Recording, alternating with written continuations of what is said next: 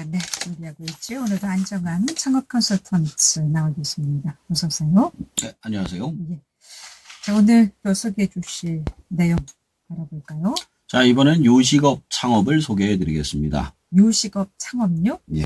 요식업이면 보통 우리가 알고 있는 식당. 예, 그렇습니다. 예. 오늘 이 요식업 창업 특별히 준비하신 이유는요? 제가 요식업 창업을 소개하는 날이 오게 될 줄은 몰랐습니다. 사실 요식업은 가장 많은 사람들이 하는 창업이다 보니 하지 마시고 새로운 창업을 하시라고 말씀을 드렸는데, 이번에 코로나 이후 많은 식당들이 폐업을 하고 나서 확장을 하는 시장이다 보니 요식업 창업을 소개해 드리게 되었습니다. 이번 코로나19로 식당 폐업이 상당히 많았나 보죠? 예, 그렇습니다. 오래 하시던 분들 중에 이제 아예 가게를 못 들어가게 하니까 특히 저녁 장사를 못 해가지고 폐업하신 분들이 많습니다. 그래서 요식업 창업에 좀 관심 가져보자라는 말씀이시죠. 그런데 이 우선 요식업이라는 게 정확히 어떤 개념인지부터 좀 짚어볼까요? 요식업은 음식을 파는 가게를 영업하는 직업입니다. 음식점, 카페나 바, 각종 프랜차이즈 식당 등을 두루 포함하는 개념입니다. 요식업에도 크게 두 가지 종류가 있습니다. 일반 음식점과 휴게 음식점입니다. 둘의 차이는 술 판매의 유무에 따라 달라집니다. 휴게 음식점은 술 판매 금지입니다. 예를 들어서 커피, 햄버거, 피자, 치킨, 김밥 등을 말하고요. 일반 음식점은 술 판매가 허용됩니다. 일반 식당이나 고깃집, 호프집 등이죠. 그럼 일반 음식점은 술 판매가 허용되고 휴게 음식점은 술 판매가 금지됩니다. 있는데 이 차이가 일단은 그렇습니까요? 자, 그럼 요식업 창업을 위해서는 일단 어떻게 해야 할까요? 자, 요식업을 창업하기 일단 준비해야 될 것이 세 가지 정도 있습니다. 우선 요식업에 관한 기본적인 훈련이 되어 있어야 합니다. 음식을 좋아하는 것과 음식을 만드는 것과 음식을 파는 것은 전혀 다른 일이기 때문이죠. 바로 첫 번째로 음식이나 커피, 그 외의 재료를 다듬는 방법에 대해서 공부를 하셔야 합니다. 두 번째로 요식업 창업에 관련된 공부를 하시는데 관련 강의나 교재들이 시중에 많으니까 잘 골라서 공부하시면 되고요. 세 번째로는 식당에 취직을 하셔서 실전적으로 음식을 만들고 서빙하는 방법, 고객 관리하는 방법 등을 몸으로 익히시길 바랍니다. 제가 생각하기엔 최소 1년 정도는 일을 해보시고 창업하시는 걸 권해드리고 있습니다. 음식 잘한다고 해서 무조건 창업할 것이 아니라 또 이론 공부도 해야 되나요? 네. 그럼 이렇게 이론 공부와 실전을 마친 다음에는 무엇부터 시작할까요? 제가 예전에 말씀드린 창업의 세 가지 원칙을 대입을 해서 소개를 해드리면, 첫 번째로 시장이 있는가는 입지와 메뉴 선정입니다. 두 번째는 비교 우위가 있는가, 요리 실력과 식재료 수급과 재고 관리입니다. 세 번째로 폐업을 감당할 수 있는가는 자본 관리와 각종 법률 사항 확인입니다. 자, 그럼 차례로 좀 하나하나 살펴보도록 하겠습니다. 첫 번째 짚어주신 게 이제 입지와 메뉴, 인테리어 선정인데 이 부분을 어떻게 좀 알아봐야 될까요? 자, 시장이 있는가를 봐야 합니다. 장사를 하기에 앞서 주로 어떤 고객층을 노릴 것인가라는 생각에 맞춰 최적의 입지와 메뉴를 선정해야 합니다. 소득은 어떤지, 성별과 가구 부분은 어떤지를 알고 선호를 알아야 되고 메뉴를 정하는 데 도움이 됩니다. 그 동네를 돌아다니면서 어떤 시간대에 인구가 많은지, 어떤 메뉴 식당이 주로 인기가 있는지 알아보아야 합니다. 이때 입지와 메뉴, 인테리어는 반드시 같이 준비해야 되고요. 조금 팁을 드리자면 소상공인진흥공단 홈페이지에 들어가시면 입지 선정 프로그램이 있습니다.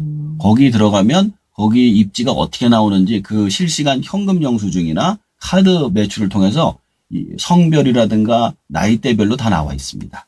그 일반적인 통계가 나와야 되는 그렇죠. 것이죠. 그러니까 첫 번째가 이제 주로 어떤 고객층을 노릴 것인가. 그렇다면 고객층을 노리고 음식 메뉴를 선정하는 방법도 있겠습니다만은 내가 잘하는 음식이 있다면 그 음식에 맞는 연령대층은 무엇인지 이렇게 순서가 좀 바뀔 수도 있겠네요. 그렇죠. 내가 잘하는 걸 가지고 입지를 찾아가는 것도 한 방법이죠. 근데 대부분의 경우 시작하시는 분들이 자기 요리 실력이 없어요. 그러다 보니까 이게 이 선에선 내가 잘할 수 있는 게 이 정도다라고 판단하고 들어가는 경우가 많죠. 자, 두 번째로 중요한 것이 요리 실력과 식재료 수급과 재고 관리라고 하셨는데 이건 어떻게 좀 알아봐야 될까요? 자, 요식업을 함에 있어서 가장 핵심적인 기술이 바로 요리 실력입니다. 본인이 꼭 가지고 있어야 돼요. 이 주방장에 맡기시는 분들이 있어요.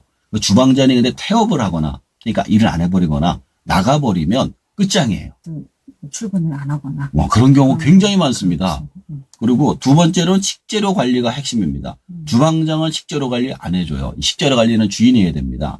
같은 사람이 같은 레시피로 조리를 해도 식재료의 질에 따라 맛이 달라지기 때문에 그렇다고 무조건 비싼 재료만 쓸 수 있느냐? 그러면 남는 게 없어서 안 돼요.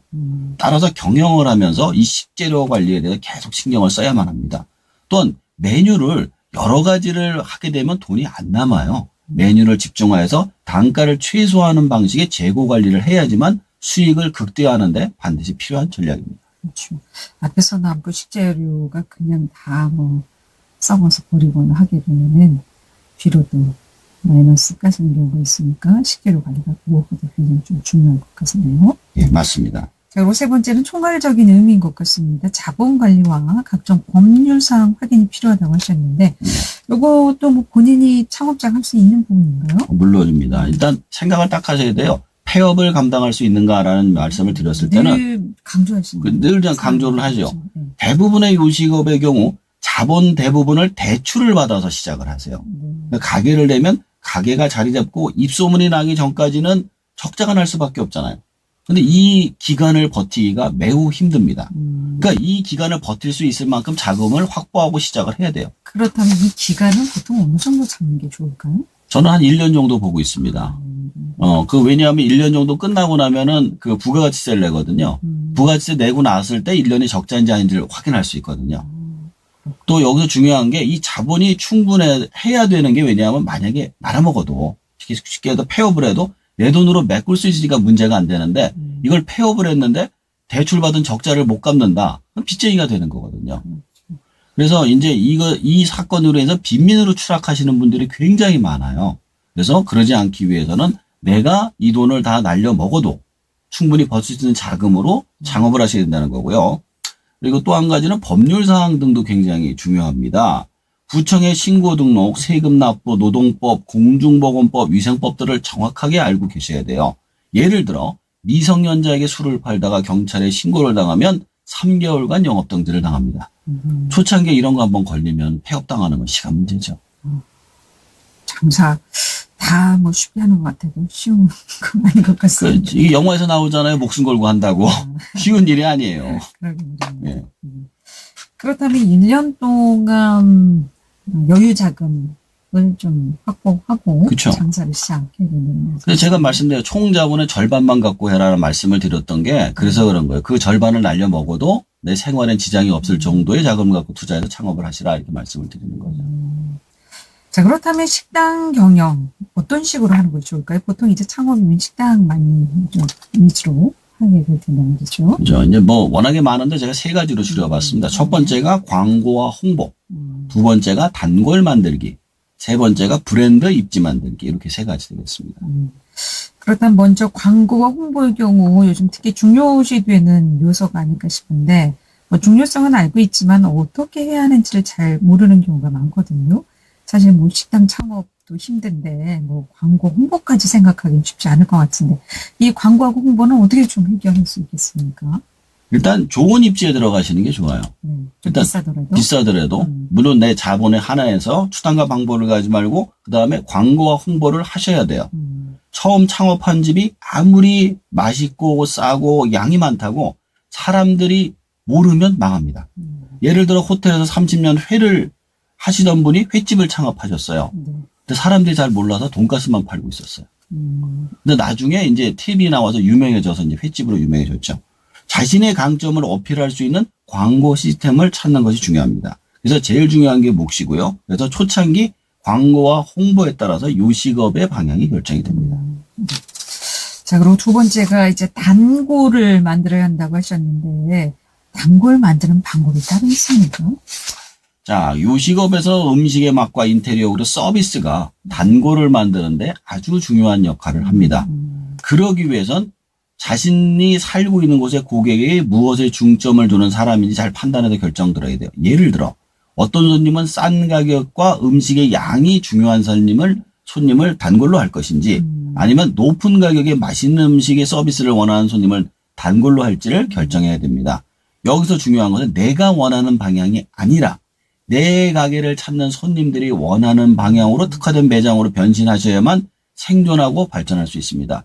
두 가지 경우 모두 다 어떤 서비스를 어떤 타이밍에 어느 정도 수준을 주냐에 따라 단골이 되느냐가 많으냐가 결정이 되거든요.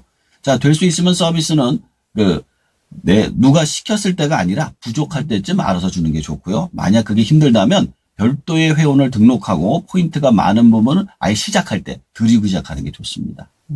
근데 처음에는 싼 가격에 많은 음식을 원하는지 네. 아니면 양이 적더라도 좀 퀄리티가 있는 맛있는 음식을 좋아하시는지 그건 어떻게 좀 알 수 아까 있을까요? 입지 선정 프로그램에 보면 연령대별 그게 소비 수준이 다 나와요. 거기에 맞춰가지고 하시면 되는 겁니다. 그럼 통계 자료를 또 한번 참고를 해야 되는 거군요. 그렇죠. 자, 그리고 세 번째 이제 브랜드와 입지 만들기에 대해서도 강조해 주셨는데 이 부분도 좀 설명해 주실까요? 자, 일단 자리를 잡고 나서 자신만의 브랜드를 굳혀야만 합니다. 식당의 이름과 메뉴를 사람들에게 각인시키는 과정이죠. 이런 식으로 브랜드를 굳혀야 되는 이유는 처음 여는 가게는 대부분 월세로 들어가기 때문입니다. 자리를 잡고 유명할 때쯤 되면은 건물주들이 월세를 올려달라고 하거나 나가기를 바래요. 그래서 계약이 끝날 때를 기다려서 외지지만 유명한 건물 근처에 특정하기 좋은 곳에 주차하기 편한 것을 골라서 이사를 가서 입지를 굳히고 장사를 하는 방식이 좋습니다. 그리고 나중엔 대출을 내서라도 자신만의 건물에 장사를 할 수 있는 시스템을 만드시면 나중에 쫓겨나지 않는 자신만의 브랜드와 입지를 가진 요식업체를 완성할 수 있게 됩니다. 뭐 요즘 워낙 요식업 창업 많이 하시다 보니까 관심 있게 듣고 계실 분들 많은데 말씀 듣고 보니까 요식업이 만만한 게 아닌 것 같은데요. 특히 어떤 부분이 가장 힘들다고 말씀하십니까? 요식업 창업하는 데 있어서. 세 가지를 뽑아왔어요. 첫 번째가 엄청난 노동 강도와 근무 시간. 식당을 하면 재료 준비부터 설거지까지 다 끝내려면 새벽부터 밤늦게까지 일을 해야만 합니다. 직원을 쓰기엔 비용이 너무 많이 들고 장비를 갖추고 하려면 손님이 많아야만 가능합니다. 자, 두 번째로 위생관리예요. 그 많은 재료부터 식기, 식장 청소에 이르기까지 많은 부분을 깔끔하게 청소를 해야 신경을 써야만 합니다. 재료가 상하는 것부터 식기에 붙은 음식물까지 확인해야 되고 식당 청소가 부실하면 바퀴벌레나 쥐가 나올 수도 있습니다. 세 번째로 각종 법률입니다. 음식 원산지를 속이면 벌금형을 받습니다. 김치의 원산지를 속여 300만 원을 받은 경우도 있고요. 청소년 보호법에 따라 청소년에게 술을 팔면 청소년은 처벌을 안 받고 판 사람만 처벌받습니다. 영업정지 3개월이고요. 신분증 확인해주는 기계가 있어요. 그 외에도 신발이나 우산을 손님이 분실하면 손해배상해줘야 합니다. 제일 큰 문제는 코로나가 다시 확산하면 영업정지를 당하거나 시간 제한, 인원 제한 등의 조치를 당할 수 있습니다. 네. 신경 쓸 게 정말 한두 개가 아니네요. 노동 강도, 근무 시간 많다 보면 사실 몸이 지치고 힘들면 짜증나게 되는데 그 짜증을 또 손님한테 부리면 안 될 테고 말이죠. 그렇죠. 위생 관리도 신경 써야 되고 또 청소년인지 아닌지 또 확인해야 되고 잘못해서 또 청소년 받게 되면 영업정지 맞아야 되고 야 진짜 큰 결심 아니고는 요식업 함부로 선택해서는 안 될 것 같습니다. 자, 만약에 그래도 식당을 좀 요식업을 해야 되겠다라고 창업하실 분들에게 끝으로 더 설명을 좀 보충 설명해 주신다면요. 자, 이제 제가 항상 말씀드리지만 요식업도 전문적인 직업인으로서 창업을 하셔야 합니다. 충분히 공부를 하시고 취직을 해서 경험을 쌓으신 후 자신만의 경영 능력을 익혀서 좋은 입지와 협력업체들을 통해서 단골을 만드셔야만 생존하고 발전할 수 있습니다. 끝으로 코로나가 또 올 수 있잖아요. 반드시 포장과 배달 경업으로 창업하시기 바랍니다. 산만한 분은 가을쯤이라고 보고 있죠. 예.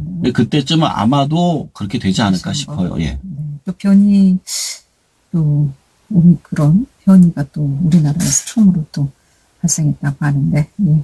각자 개인위생 철저히 좀 하셔야 되겠습니다. 그러더는 창업정보 오늘도 안정환 창업 컨설턴트였습니다. 고맙습니다. 네, 감사합니다.